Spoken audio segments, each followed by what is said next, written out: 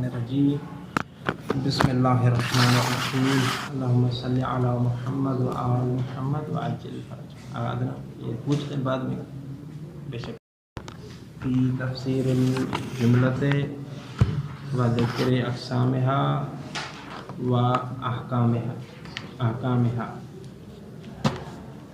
جیسا کہ برادران آپ مغنی الادیب کا پہلا باب اگر آپ تھوڑا سا ادھر سامنے آ جائیں آخر میں جو نہیں آگا دونوں ادھر آ جائیں تاکہ نظر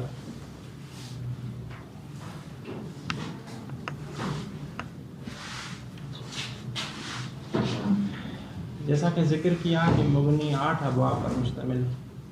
پہلا جو باب تھا وہ مفردات کے بارے میں تھا.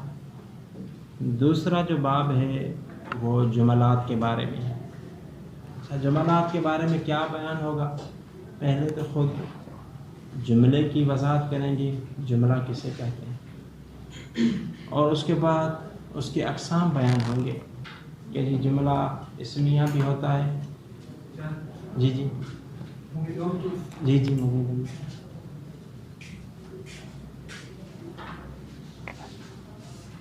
جملے کے اقسام بیان ہوں گے. مثلا جملہ اسمیہ بھی ہوتا ہے، فعلیہ بھی ہوتا ہے اور ظرفیہ بھی ہوتا ہے. احکام بیان ہوں گے. مثلا فلاں جملے کے لیے محلی اعراب ہے، فلاں جملے کے لیے محلی اعراب نہیں. محلی اعراب ہے تو کون سا محلی اعراب ہوگا؟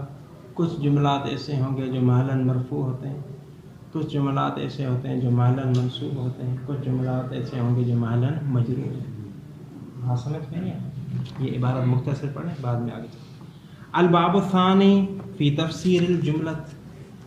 دوسرا باب جملہ کی تفسیر کے بارے میں، یعنی جملہ کی تعریف، شرح، وضاحت و ذکر اقسامها، اور جملے کی اقسام کو ذکر کیا جائے گا کہ جملے کی کون کون سی قسمیں ہیں.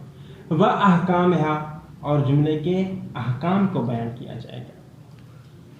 یہ بات ٹاپک ختم ہو گئی. ابھی جس طرح کہا تھا کہ جملے کی تفسیر ہوگی، وضاحت، تو ابھی وہ جملے کی وضاحت کیا ہے. شرح الجملت، جملے کی وضاحت، و بیان ان الکلام اخص منها لا مرادف لها. دو چیزیں ابھی سے بیان کریں گے. ایک تو جملے کی تعریف کیا ہے، وصف کیا ہے، اور دوسری بات یہ کہ ایک جملہ ہوتا ہے، دوسرا کلام ہوتا ہے. اس کلام اور جملے کے درمیان میں نسبت کیا ہے؟ آپ نے نسب اربع پڑھی ہے، ان میں سے کون سی نسبت ہے؟ ترادف ہے، تباین میں عام خاص مطلق ہے یا عام خاص بالوجہ. تو کہتے ہیں کہ پہلے جملے کی شرح کریں گے اور یہ بیان کریں گے جو کلام ہے اخص ہے منہا، کس سے؟ جملے سے. لا مرادف لہا، یہ اس کے مرادف نہیں، یعنی ان کے درمیان میں ترادف کی نسبت نہیں بلکہ عام خاص مطلق کی نسبت ہے. عام خاص مطلق کی نسبت ہوگی تو کلام جو ہوگا وہ خاص ہوگا اور جملہ عام ہوگا. بات سمجھ میں آئی ہے؟ کس طرح عام اور خاص ہے وہ انشاءاللہ نیچے. پہلے آئیں کلام کسے کہتے ہیں. پہلے تعریف خود جو بیان کرتے ہیں کہ جی کلام کیا ہے، تو فرماتے ہیں هو القول المفید بالقصد. کلام ایسا قول جو مفید ہو، کس کے ذریعے؟ قصد کے ذریعے. مفید اور قصد. مثلا ایک مرتبہ آپ نے کہا زید، آئیے جی لے جائیں، زید قائم. یہ کلام ہے، قول بھی ہے، مفید بھی ہے، قصد. لیکن دیکھیں ایک مرتبہ زید قائم کہتے ہیں، آپ نیند میں ہیں، آپ نے کہا زید قائم، تو یعنی آپ نے اس کلام کا قصد نہیں کیا تھا، لہذا اس کو کلام ہے یعنی ایسا قول ہو جو مفید ہو بالقصد. مفید کیا ہے؟ کل جس طرح ذکر کیا تھا برادران نے انشاءاللہ دیکھا بھی ہوگا. مفید یعنی ما دل علی معنی یحسن السکوت علیہ، ایسی معنی پر دلالت کرے جس پر سکوت کرنا کیا ہو. بعض نے اس کے بارے میں لکھا ہے کہ جی سکوت متکلم کا صحیح ہو، بعض نے لکھا ہے کہ اس سے مراد مخاطب کا سکوت کرنا کیا ہو صحیح. صحیح رائے ہے کہ دونوں کا سکوت کرنا صحیح ہو. متکلم کا سکوت کرنا صحیح ہو، مطلب یہ کہ عقلا یہ کہیں کہ جی یہ بات یہاں تک ہونی چاہیے تھی، اس سے پہلے منقطع نہیں ہونی چاہیے، یہاں پر اس کا سکوت کرنا کیا تھا؟ صحیح ہے۔ کیسے؟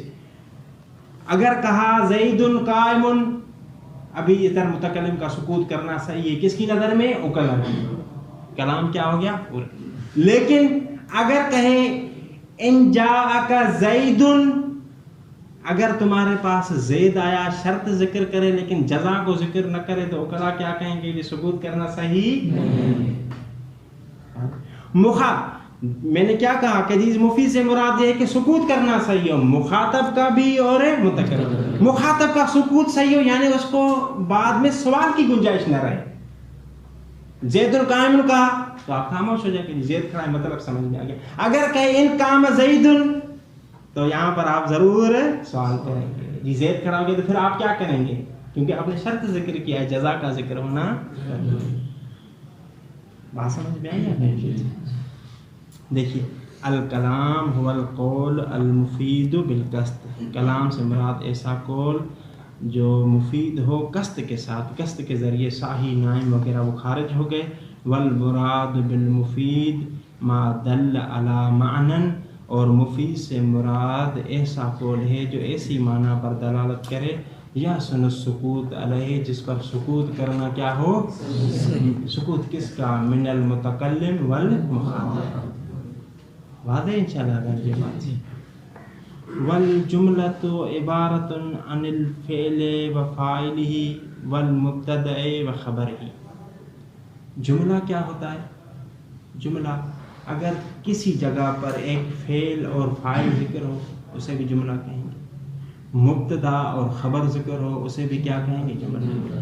قام زید، یہ بھی جملہ ہے۔ زید قائم، یہ بھی کیا ہے؟ جملہ۔ ایک قام زید، ضرب زید، زید نے مارا، یہ فعل اور فاعل ہو گیا، یہ اسے بھی جملہ کہیں گے۔ لیکن ایک ایسی چیز ہو جو فعل اور فاعل کی جگہ پر، فعل معلوم کی جگہ پر کون آتا ہے؟ فعل مجہول، مثلا ضرب زید، اور فاعل کی جگہ پر کون آتا ہے؟ نائب۔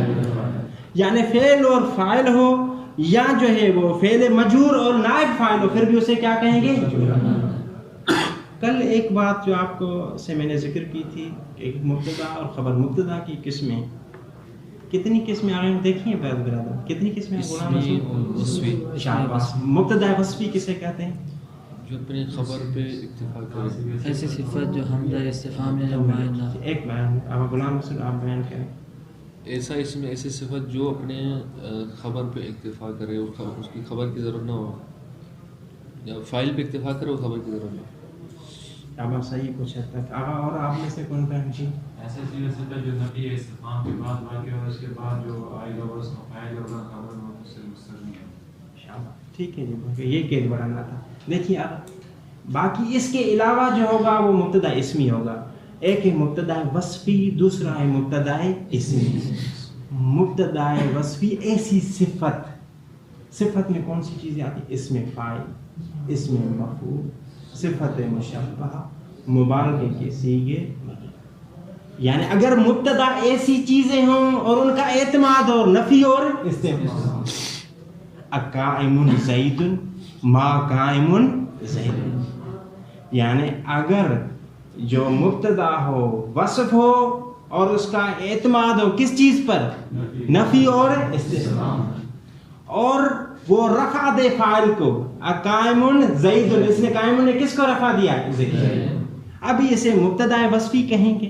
حقیقت کے لحاظ سے زید اس کا فاعل خبر ہے نہیں، لیکن اسے ہم کہتے ہیں سد، یعنی جگہ پر آئے، مسد الخبر، کس کی جگہ پر آئے؟ خبر۔ حقیقت میں یہ خبر نہیں ہوتی بلکہ فاعل ہوتا ہے، کس کے لیے؟ اس میں فاعل کے لیے، یا تو مفعول ہوگا کس کے لیے؟ اس میں مفعول ہوگا۔ تو یہاں پر جملے میں دونوں چیزیں، اپنی بات کو نہ بھولیے گا، یا تو مبتدا اسمی ہو اور اس کی خبر ہو، یا ایسی چیز ہو جو مبتدا اور خبر کی جگہ پر۔ بات سمجھ میں آئی آپ؟ والجملۃ عبارۃ عن الفعل وفاعلہ، جملہ عبارت ہے کس چیز سے؟ عبارت ہے فعل اور اس کے فاعل سے. کا قام زید والمبتدا و خبر ہی جملہ عبارت ہے کس سے؟ مبتدا اور اس کی خبر سے. کا زید قائم یعنی یہ جملہ عبارت ہے فعل فاعل سے مبتدا خبر سے. وما اور جملہ نام ہے اس چیز کا کان بمنزلت احدہما جو دونوں میں سے کسی ایک کی جگہ پر. دونوں میں سے یعنی دونوں میں سے پہلی کون سی چیز ہے؟ فعل اور فاعل کی جگہ پر ہو یا مبتدا اور خبر میں. اچھا فعل اور فاعل کی جگہ پر کون ہوگا؟ فعل مجہول اور جیسے نحو ضرب اللص چور کی پٹائی کی گئی. اقائم زیدان یہ کس کی جگہ پر آگا؟ فعل اور فاعل کی جگہ پر ہے. و اقائم زیدان کس کی جگہ پر آئے گا؟ زید قائم. آغا مہدی اقائم زیدان کی ترکیب کریں. حمزہ استفہامیہ قائم صفت ہے اور زیدان اس کے فاعل سے مصدر خبر. شاباش.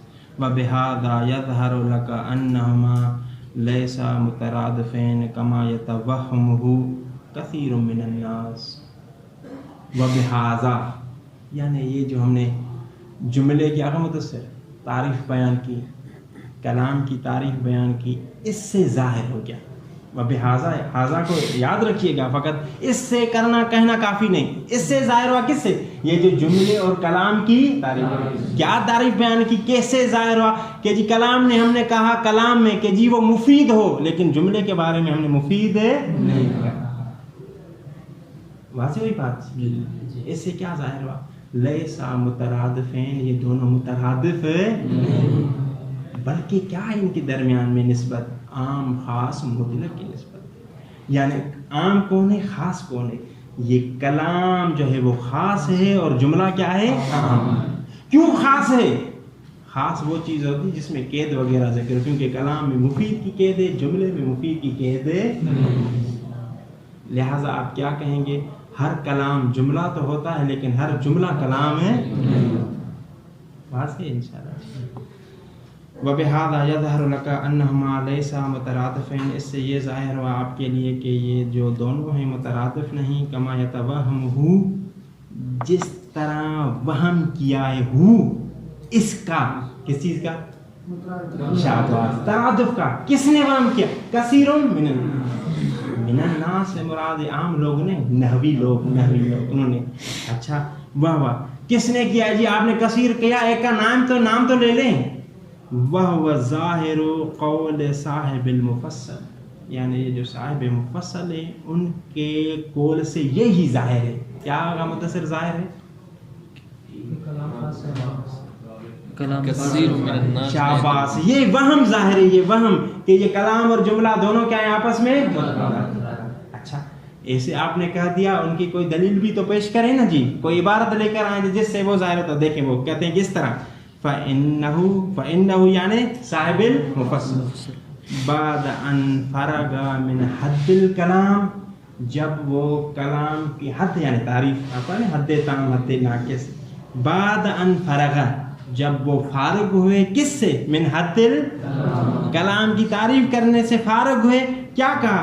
قال وَيُسَمَّى جملتاً کلام کو کیا کہا جاتا ہے؟ یعنی اس سے یہ پتہ چلتا ہے کہ ان کے نزدیک جملہ اور کلام ایک ہی چیز ہیں علیحدہ علیحدہ لیکن صاحب کتاب کہتے ہیں کہ جی ایک چیز نہیں. والصواب انہا اعم منہ والصواب جی ہاں شاباش حقیقت اور صحیح بات یہ ہے کہ انہا ان الجملۃ اعم من الکلام ہے. کیوں جی کیوں عام ہے؟ اذ شرط ہوا الافادہ کیوں اذ شرط ہو سے مادی کیا مراد جس سے پوچھیں گے. شاباش کلام میں شرط الافادہ یعنی مفید ہو. بخلاف یا آغا بخلاف ہا کی ضمیر سے کیا مراد ہے؟ بخلاف شاباش جملہ کے خلاف ہے. یعنی کیا جملہ کے خلاف مطلب کیا کہ جملہ میں افادے اور مفید کی شرط نہیں ہے. ولہذا تسمعہم اسی وجہ سے توجہ کیجیے عبارت کو عبارت سے ملائیے گا. کلام خاص جملہ یہ کیوں؟ کلام میں مفید ہونے کی شرط ہے، جملے میں شرط ہے. اچھا، کہتے ہیں کہ اسی وجہ سے کہ جملے میں افادے کی شرط نہیں ہے، اسی وجہ سے لہذا کو سمجھیے گا، جملے میں افادے کی شرط نہیں ہے، اسی وجہ سے تسمعہم، آپ نے سنا ہوگا نحویوں کو یقولون کہتے ہوئے، کیا کہتے ہوئے سنا ہوگا؟ جملۃ الشرط، جملۃ شرط کا جملہ اور جواب کا. ہاں، اس سے کیا پتہ چلا؟ کہتے ہیں کہ دیکھیے جی، شرط کا جملہ، جبکہ شرط میں افادہ نہیں ہوتا پھر بھی اسے کیا کہتے ہیں؟ کیونکہ جملے میں افادے کی شرط ان قام زید مفید ہے نہیں، اسے کیا کہتے ہیں؟ جملہ. کیوں جملہ کہتے ہیں؟ افادے کی شرط اگر ہوتی تو اسے جملہ نہیں کہتے. بات سمجھ میں آئی ہے بھائی؟ لہذا تسمعهم یقولون جملۃ الشرط، جملۃ الجواب، جملۃ الصلہ، اور کہتے ہیں کہ جی صلے کا جملہ، جبکہ صلے کا جملہ کافی نہیں، یہ نہیں ہوتا پورا تب ہوتا ہے جب صلہ اور موصول دونوں موجود ہوں، قسم اور جواب قسم دونوں موجود ہوں. وکل ذلک لیس مفید، یہ تمام کے تمام مفید ہے. یہ کون آگا تمام کے تمام؟ آگا آپ بیان کریں، آگا کے ساتھ جو بیٹھے. لیس وکل ذلک، ذالک سے کیا مراد؟ شاباش، احسنتم، جزاکم اللہ. یہ جملہ شرط، جملہ جواب، جملہ صلہ، کل ذالک لیس مفید، یہ مفید نہیں ہے. فلیس کلام، لہذا کلام بھی تھوڑا بہت یہ اس کی شروعات کر لیتے ہیں. انقسام الجملۃ الی اسمیۃ و فعلیۃ و ظرفیۃ. جملوں کی کافی سارے جملے کی جو تقسیم ہے مختلف جہات سے تقسیم ہوتی ہے. ابھی جو یہ ہم تقسیم پڑھیں گے وہ ابتدا اور صدارت کے لحاظ سے تقسیم ہوگی. آگاہ متوجہ، آگاہ مدثر، جملے کی تقسیمیں کافی ہوں گی. یہ جو تقسیم ہے یہ صدارت کے لحاظ سے، یعنی صدارت میں کیا ہے، تو اس لحاظ سے کہتے ہیں کہ جی اس لحاظ سے کہ جو جملے کی قسمیں بنتی ہیں وہ 3 ہیں تقریباً. کون سی؟ یا تو جملہ اسمیہ ہوگا، یا فعلیہ ہوگا، یا کون سا ہوگا جی؟ ظرفیہ. شاباش. اسمیہ کون سا جملہ ہے کہ جس کی ابتدا میں اسم. فعلیہ کون سا جملہ ہے جس کی ابتدا میں فعل. ظرفیہ انشاءاللہ وہ بعد میں ذکر دیکھتے ہیں. انقسام الجملۃ الی اسمیۃ و فعلیۃ و ظرفیۃ، جملے کی تقسیم اسم کی طرف، فعل کی طرف اور کس کی طرف ہے؟ ظرف. فالاسمیۃ ہی التی صدرها اسم. جملہ اسمیہ اسے کہتے ہیں کہ جس کی ابتدا میں کیا ہو؟ اسم ہو. زید قائم وہیہات العقیق، عقیق ایک جگہ کا نام ہے، شاید یمن میں موجود ہے. ہیہات یہ اسم فعل، یعنی ایسا اسم جو کس کی معنی دے؟ فعل. اور یہ کس فعل کی معنی دیتا ہے؟ فعل ماضی کی. وہ کون سا فعل ماضی ہے؟ با ہوتا ہے. ہیہات العقیق، یعنی عقیق جو علاقہ ہے وہ کیا ہوا؟ دور. یہ جملہ فعلیہ اسے نہیں کہیں گے بلکہ جملہ اسم، کیونکہ ہے ہاتھ ہے اسم اور اگرچہ معنی کس کی ہے اس میں؟ فعل. وقائم زیدان عند من جوزہ وہو الاکفش والکوفی.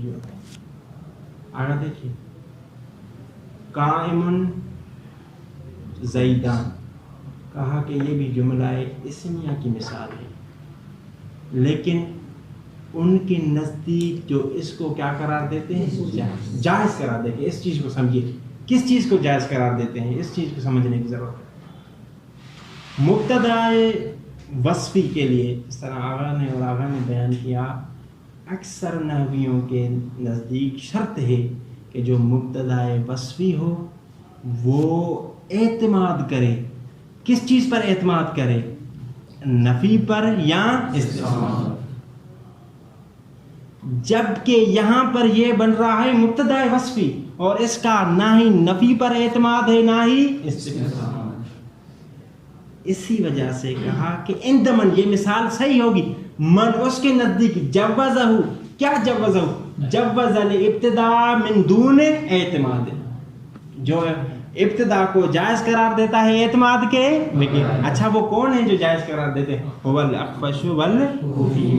وہ ایک اکفش صاحب ہیں اور دوسرے کون ہیں؟ کوفی. بات سمجھ آئی ہے؟ ایک سوال آپ کر سکتے ہیں یہاں پر کہ جی پھر کیا ضرورت ہے ایسی مثال بیان کرنے کی جو متنازع ہو. ایک حمزہ آگے لگا دیتے, کہتے کہ جی اقائم زیدان, مت بات حل ہو جاتی. سوال سمجھ میں آیا ہے؟ یہ قائم زیدان ہے, یہ تو متنازع ایک مسئلہ ہے, اس کو بیان کرنے کی ضرورت ہی نہیں تھی. سیدھی سیدھی بات کرتے تھے, اقائم کہہ دیتے. کہتے کہ دیکھیے ہماری بات ہو رہی ہے صدارت کے بارے میں, یعنی صدارت جس کی کس سے ہو, اسم سے ہو. اگر اقائم اور ما قائم کہتے تو اسم سے صدارت نہیں ہوتی بلکہ کس سے, حروف سے صدارت. سمجھ میں آئی آپ؟ فی الاصل جی ہاں, اصل میں تو قائم پہ ہاں یہ پھر وہ تنبیہ میں نیچے آئے گا, فی الحال وہ آئے گا بالکل تنبیہ میں یہی بات بتائیں گے کہ جی اس سے ہمارا مقصود کیا ہوتا ہے. فی الاصل میں وہ علیحدہ چیز ہے, باقی یہ جو آپ کہہ رہے ہیں وہ تنبیہ میں یہ ذکر بالکل. والفعلیت ہی التی صدرها فعل کقام زید وکان زید قائما.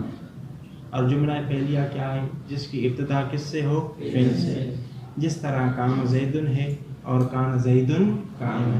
دو مثال اس وجہ سے دی, ایک فعل تام کی مثال ہے, دوسری فعل ناقص. وظرفیت ہی المصدرت بظرف او مجرور عندک زید او فی الدار زید. اذا قدرت زیدن, یہ چیز سمجھنے کی دیکھیے گا.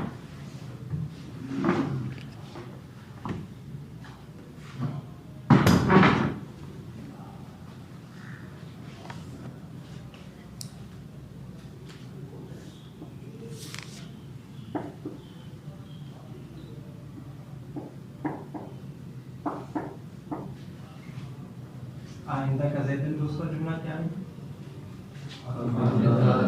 فی الدار زید.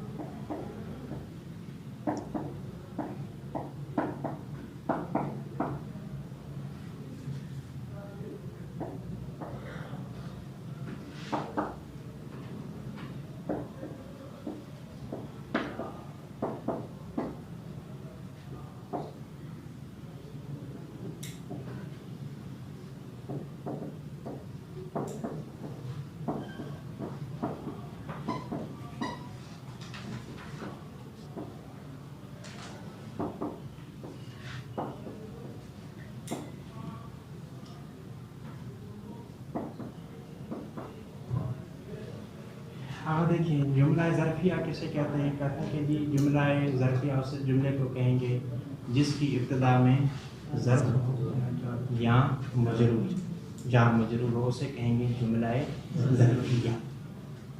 لیکن یہ اتنا آسان نہیں, بلکہ اس میں شرط ہے. کیا آپ کو پتہ ہے کہ جی ظرف یا جار مجرور, ظرف یا دونوں کے لیے متعلق کا ہونا کیا ہے, ضروری ہے.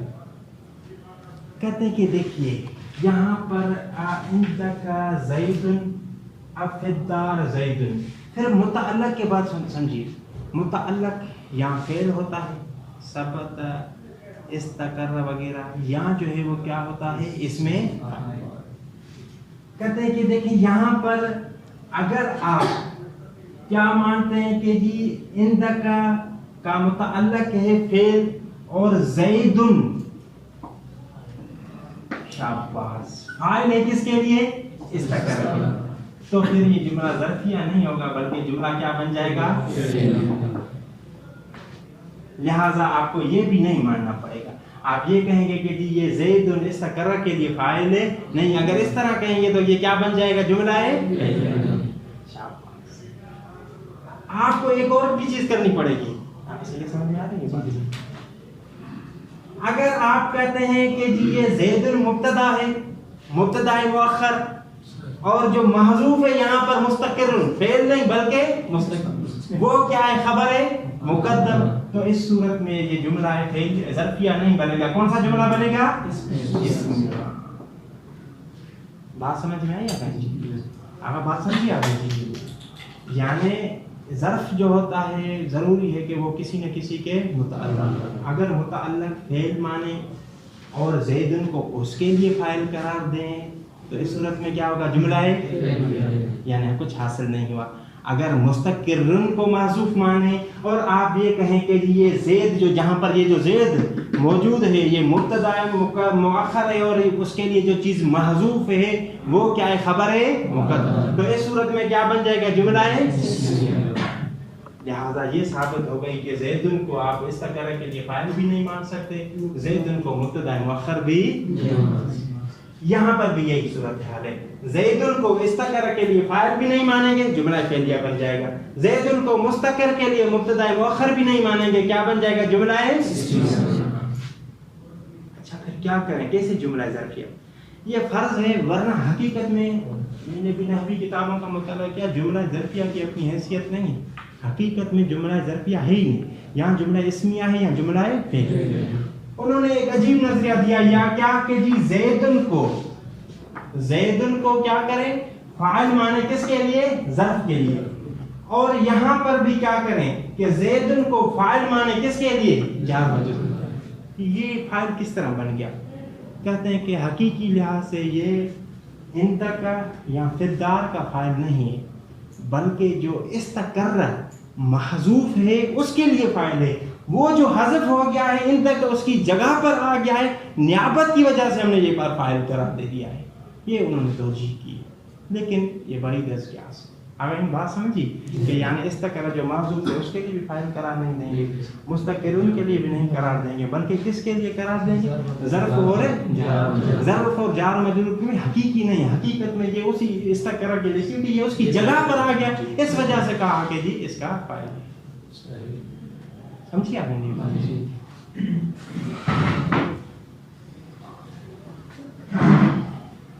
والظرفیۃ وہی المصدرۃ بظرف او مجرور۔ جملہ ظرفیہ کون سا جملہ ہے جس کی شروعات ہوتی ہو ظرف سے یا جو ہے وہ مجرور سے؟ انت کا زید فی الدار زید۔ ان دونوں میں فرق کیا آگا صحیح ہے؟ دونوں جملوں میں انت کا زید فی الدار زید میں آپ بیان کریں دو مثالیں کس چیز کے لیے؟ شاباش آگا، آپ آگا کے ساتھ بیٹھے۔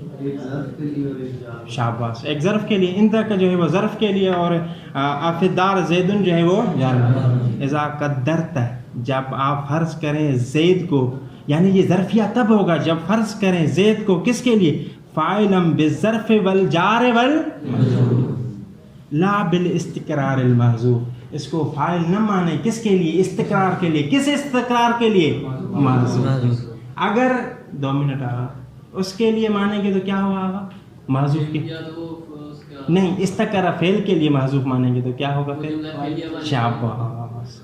ولا مبتدأ مخبرا عنہ بہما، نہ ہی آپ یہ کریں کہ جی اس کو مبتدا مانیں جس کے ذریعے خبر دی جاتی، جس کی خبر دی جائے، کس کے ذریعے خبر دی جائے؟ بہما، ظرف اور جار مجرور۔ اگر اس طرح مانیں گے کہ یہ مبتدا ہوگا اور وہ جار مجرور متعلق کے ساتھ کیا بن جائے گی؟ خبر۔ پھر جملہ ظرفیہ نہیں رہے گا بلکہ کون سا جملہ بن جائے گا؟ وَمَثَلَ الزَّمَخْشَرِيُّ لِذَلِكَ، زمخشری نے اس کے لیے ایک اور مثال پیش کی۔ کس کے لیے آگا؟ جملہ ظرفیہ کے لیے، انشاءاللہ وہ کل پڑھیں گے۔ یہ کلاس